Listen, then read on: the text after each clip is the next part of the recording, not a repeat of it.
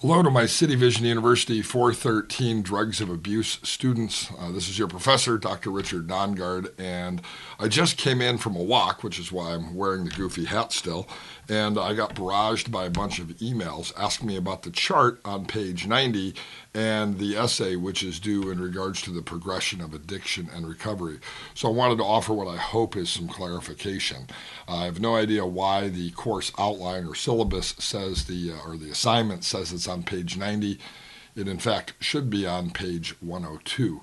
But just to clarify, I'm going to go ahead and answer the question. So the essay asks for 5 questions. And the first is, what are the early, the middle, and the late stages of addiction? The second question is it possible to calculate or determine whether an alcoholic or addict will reach the middle stage? So third question, is it possible to calculate or determine when they will reach the late stage? And then the fourth question, does an addict have to reach the late stage before recovery can occur? And how would you present recovery to a person in the early stage of abuse and recovery? Well, I want to give you a couple thoughts from my own experience and the clients that I've worked with in regards to those questions. This is the chart, though, Jellineks chart, and you can Google search this, and you'll find lots of different copies of it and adaptations to it. When I first started doing substance abuse counseling back in 1989, this was something that was referred to often then and continues to be, because what Dr. Jellinek did was really define what the stages are in the typical progression of addiction and recovery. And there are 3 stages that are defined. The first stage is right over here. It's the crucial phase. That's really early addiction-related behavior. And then the chronic phase, which is where we begin to see frequent, regular, ongoing use and more significant problems as a result of the use.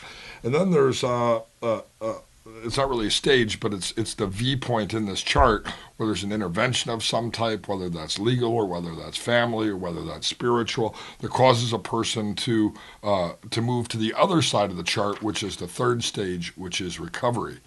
Now, I want to share with you some of my experiences and even my personal experiences. I've been sober since March 31st of 1988, and so I've been to lots of meetings with lots of different people in various stages of addiction when they come into a 12-step program. So I've literally heard not only from my clients, but literally thousands of people who I've sat in meetings with, we have a statistic, and the statistic is that 95% of the population drinks. The other 5%, no, they don't necessarily lie about it. There are religious prohibitions or health reasons or other reasons why a person never drinks an alcoholic beverage in the first place. But 95% of the population does drink, so everybody really starts right here at the very top with no problems as a result of their alcohol use. But as a person begins to drink, if they are an addict, then they'll enter the crucial phase. And there are some indicators that their alcoholism is becoming a problem. They begin to have an increase in tolerance. In other words, it takes more of the same drug to produce the same effect. Feelings of guilt, perhaps, about their drinking. Perhaps persistent remorse about their behaviors and their communications while they're drinking. Displays of aggressive or grandiose behavior. They make promises to other people and themselves, I'm not going to drink or I'm going to cut back, and they don't follow through on that.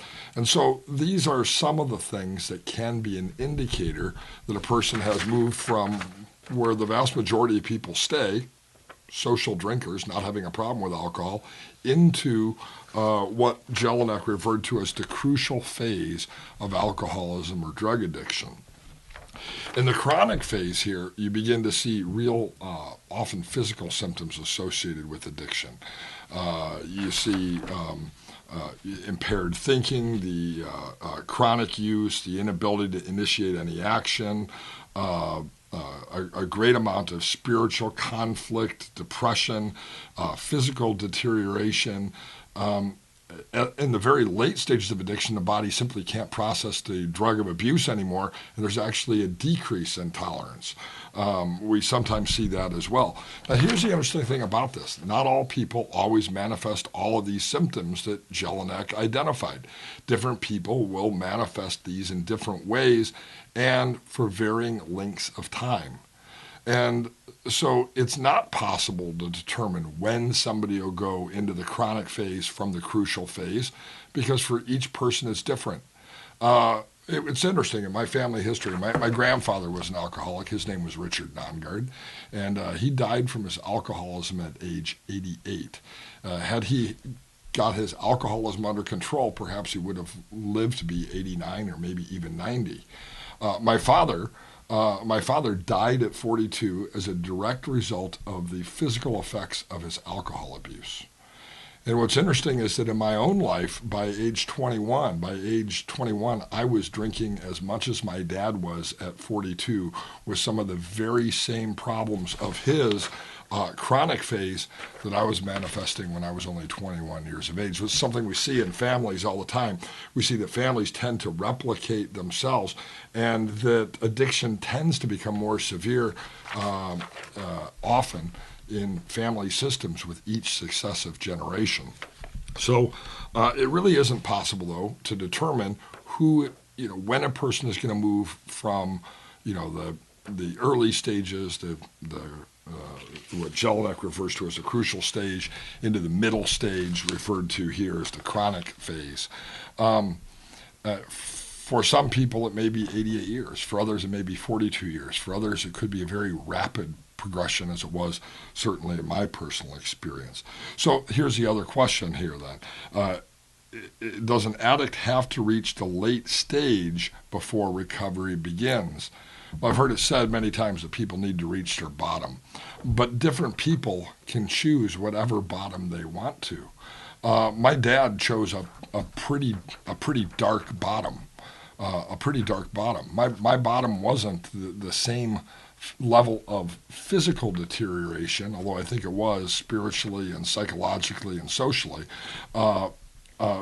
probably simply because I hadn't drank for as many years as he did. And so it's not possible to determine when a person will reach these stages, but a person doesn't have to go all the way to the bottom. A person can choose at any time to move from here to the recovery phase, from here to the recovery phase, even from the bottom to the recovery phase.